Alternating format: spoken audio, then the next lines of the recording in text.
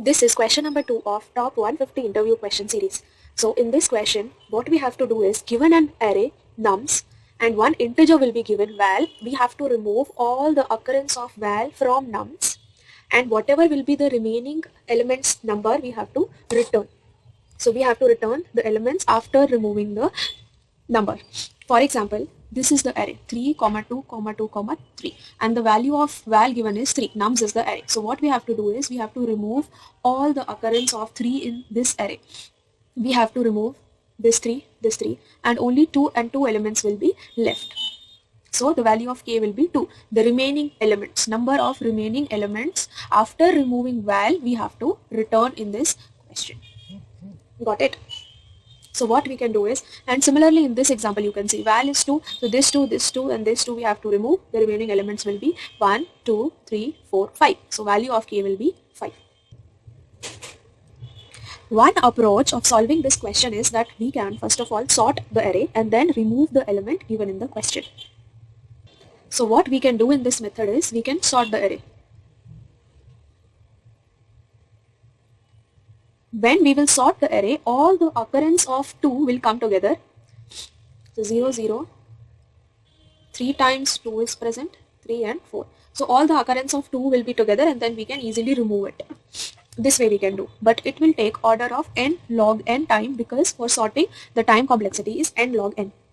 The another approach which we can use here is two pointer approach or pointer approach. What we can do is we can keep a pointer which is k here on the first index, and we can run an I index simultaneously on the same array. We are running both these indexes on same array, but I am showing it visually on different so that you can easily understand.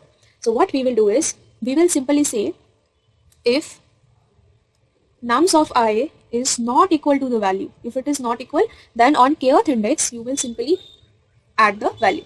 You will simply replace kth index with nums of I. So in this way value will be updated, all the value elements will be removed, and we will increment k.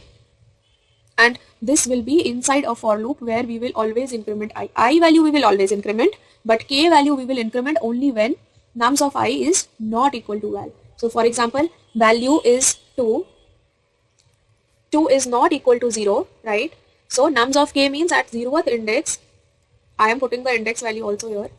So at 0th index, you will simply add the value of nums of I, which is 0. So 0 will stay as it is. Same, then you will increment the value of k. Now the new value of k is 1.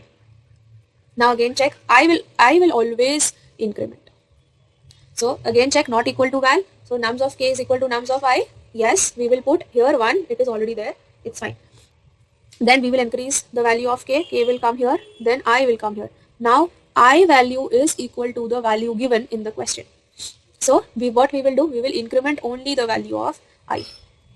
We will not increment value of k. Again, it is equal to the value given in the question, simply increment the value of I. So I is at this index.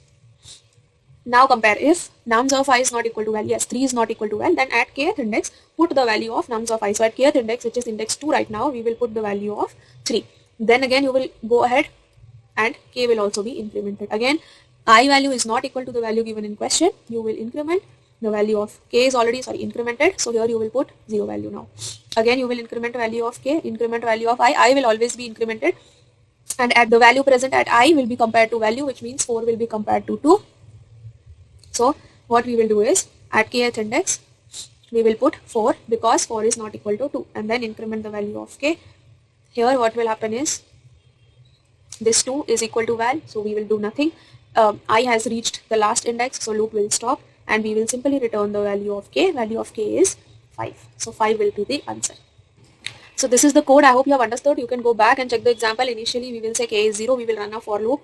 I value will always increment, but k value we will only increment when nums of I is not equal to the val. And at kth index, we will put that value which is not equal to val, so that all the vals are replaced, and we can at the end return kth index. I hope it is clear. You can go back and check the values, and here this is the solution in the coding. Say this way you can code as I have written. Also, I will provide this file in my GitHub account. I am making these videos so that you can understand programming better. Please support me. Subscribe to my channel is all what I need. Like this video, and if you have any suggestion that I should make video on some particular topic, I will surely make, but do subscribe my channel. Thank you.